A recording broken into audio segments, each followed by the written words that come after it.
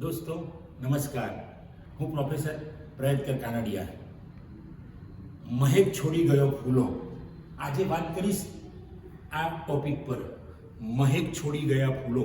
મિત્રો, ઘણા ફૂલો એવા હોય છે કે જે માનવ રૂપે અવતાર લઈને એમની મહેક સમાજમાં છોડી જાય છે અને સમાજની અંદર અલગ પ્રકારની વિશિષ્ટ પ્રકારની સુગંધ ફેલાવી દે છે.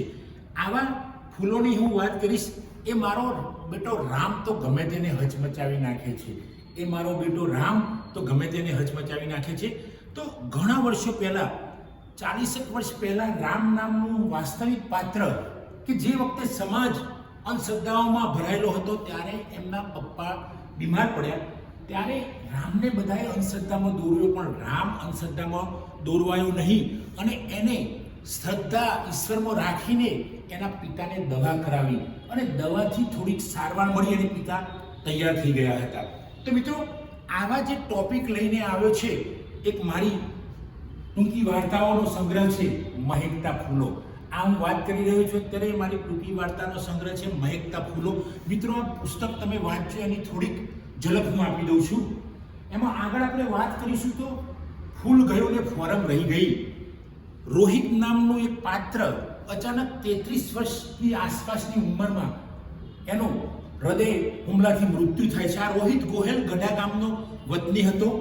રોહિત આજે પણ લોકોની વચ્ચે જીવે છે, કારણ કે રોહિત માટે કોઈ દુશ્મન ન હતું. એ અજાત શત્રુ વ્યક્તિ હતો. કોઈ પણની સાથે હસતા પ્રેમથી વાત કરે, દરેકની સાથે મળી જાય. મિત્રો, રોહિત મારો ખાસ મિત્ર હતો. મારા કરતાં 10 વર્ષ નાનો હતો, છતાં પણ અમારા વિચારો મળતા હતા. એટલે રોહિત પર મેં આ વાર્તા લખી નાખી, ફૂલ ગયું ને ફોરમ રહી ગઈ. ખરેખર રોહિતે અત્યારે સમાજમાં મહેક ફેલાવી દીધી છે. રોહિતને કોઈ યાદ કરે છે તો એની આંખમાં આંસુ આવી જાય છે, કારણ કે 33 વર્ષની નાની ઉંમરે એનું અવસાન થયું, પણ એ સમાજની અંદર એટલો બધો ફેલાઈ ગયો, એની સુગંધ એટલી બધી પ્રસરી ગઈ કે લોકો આજે પણ રોહિતને યાદ કરે છે. તો મિત્રો, આવા જે વાર્તાઓ આ પુસ્તકમાં મહેકતા ફૂલોના વાર્તા સંગ્રહમાં હું લઈને આવ્યો છું.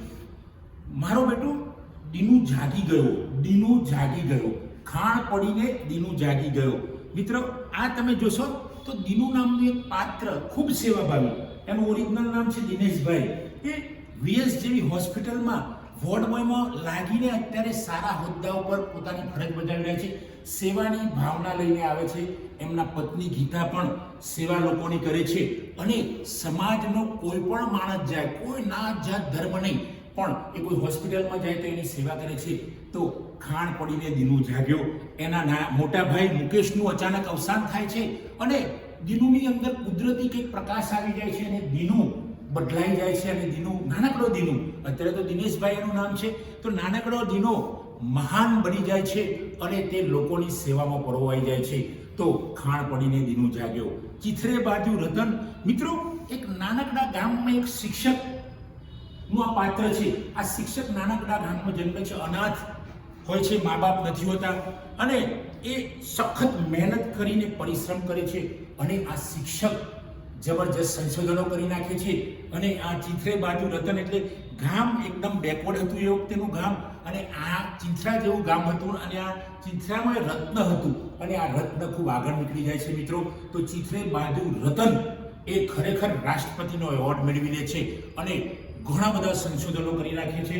અને આ સંશોધનો સામાન્ય ખેડૂતને ઉપયોગી હોય એવા હોય છે, સ્કૂલની અંદર સામાન્ય બાળકોને ઉપયોગી હોય એવા સંશોધનો હોય છે, રસોડામાં કામ કરતી બહેનોને એવા સંશોધનો.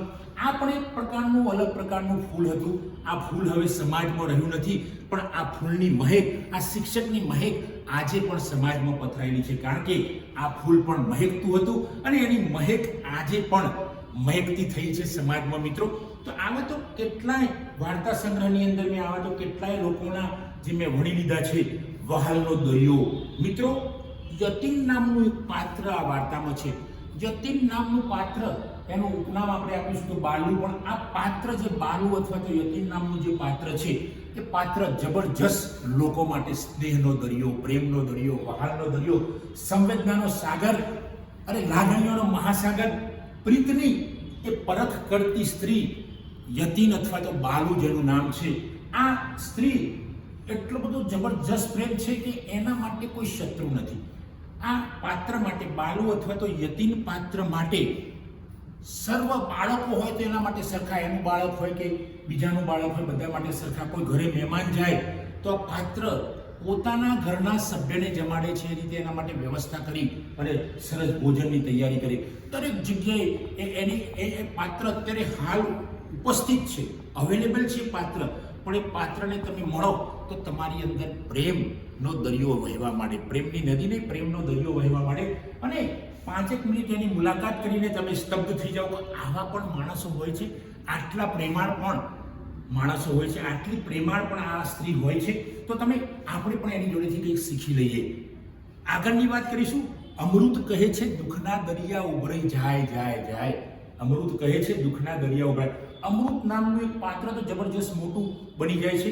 આ પાત્ર એક નાનકડા ગઢા જેવા ગામમાં જન્મીને ખૂબ દયનીય પરિસ્થિતિ, ખૂબ દરિદ્ર પરિસ્થિતિ, માતા પિતા બંને મજૂરી કરે, ખેત મજૂર કરતા પણ નીચે ખાલી મજૂરી કરે. એ માતા પિતાની જોડે રહીને ભણે છે, આશ્રમમાં ભણે છે, છાત્રાલયમાં ભણે છે. આ પાત્ર નક્કી કર્યું છે કે મારે કંઈક જીવનમાં બનવું છે. આ પાત્ર તમે મિત્રો જોશો તો પશુ ડૉક્ટરમાંથી આ પાત્ર ટીડીઓ સુધી પહોંચી જાય છે, તાલુકા વિકાસ અધિકારી સુધી, અને જબરજસ્ત લોકોની નિસ્વાર્થ ભાવે સેવા કરે છે. ભયંકર દરિદ્રતામાંથી નીકળેલું અમૃત નામનું આ પાત્ર સમાજની અંદર મહેક ફેલાવી દે છે અને સમાજના ઘણા લોકોને મદદ કરે છે.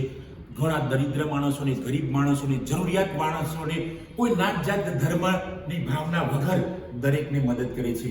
તો અમૃત કહે છે દુઃખના દરિયા ઉભરાઈ જાય જાય. મિત્રો, આ સિવાય પણ મહેકતા ફૂલો મારા પુસ્તકમાં, મારા વાર્તા સંગ્રહમાં ઘણી વાર્તાઓ છે. જો આપ આ વાંચશો તો તમે પણ મહેકતા થઈ જશો અને આ ફૂલોને યાદ કરશો કે મારે પણ આ ફૂલની જેમ મહેકવું છે. આ ફૂલો એવા છે કે એમની જોડેથી કોઈ પણ નીકળે તો એને સુગંધ આપે. એમના માટે કોઈ ભેદભાવ નથી, નથી ધર્મનો ભેદભાવ, નથી નાત જાતનો ભેદભાવ, નથી લિંગનો ભેદભાવ. તો મિત્રો, આપ સૌ જો અમારા મહેકતા ફૂલો વાર્તા સંગ્રહ વાંચશો તો ખબર પડશે. કદાચ આ મારો વિડીયો જોશો પણ તો પણ આપણને સમજાઈ જશે કે ભાઈ આવા ફૂલો કેવા હોય છે. સમાજમાં મહેક છોડી જાય છે આવા ફૂલો, અને એ મહેક વર્ષો સુધી પ્રસરાયેલી રહે છે. તો મિત્રો, જો આપ સૌને આ મારો વિડીયો પસંદ આવે તો એને લાઈક કરો, શેર કરો, કોમેન્ટ કરો, અને જો મારી ચેનલ સબસ્ક્રાઇબ ન કરી હોય તો સબસ્ક્રાઇબ કરો. Thanks friends. જય હિન્દ, જય ભારત.